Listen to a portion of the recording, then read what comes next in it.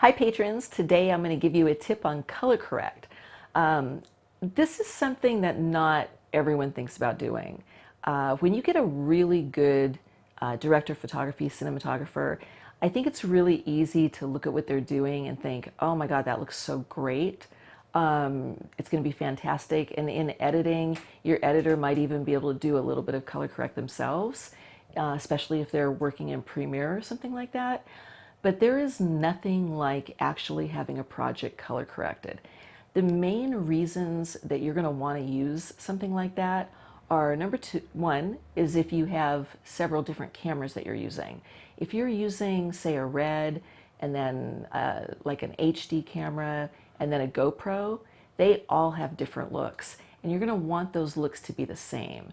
So somebody that's doing color correct will be able to seamlessly make it look like it's all the same camera. The other thing that you want to do in color correct is if you have any stock footage that you're using in any of your projects.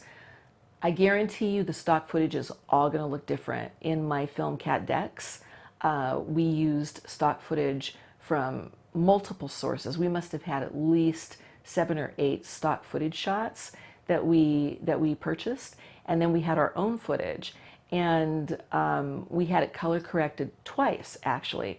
And in the final color correct from somebody who actually does color correct, Peter Swartz, as a matter of fact, I believe he even teaches color correct. He was able to give it such an even look that everyone asks us if we shot in Africa. And we had 3 separate cheetah shots that we had got from stock footage, all of them totally different from different places, and it looked like it was the same shot. So that's the reason that you want to have somebody doing your color correct. Also, maybe you have a specific look that you want. Maybe, like, I had a movie I did called Halloween Party before, and I really wanted a project that was like Dick Tracy. I wanted it, it's a fun romantic comedy, and I wanted it to be very colorful and very alive, but I didn't color correct that project.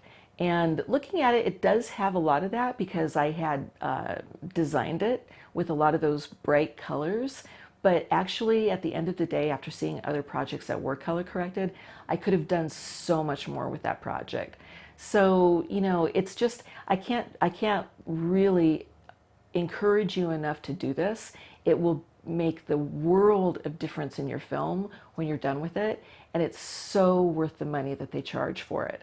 So again, if you have a specific look, if you're working with stock footage, if you're working with different cameras, those are all the top reasons to color correct, but there's many other reasons just as far as your artistic vision. So I hope you learned a little bit from this.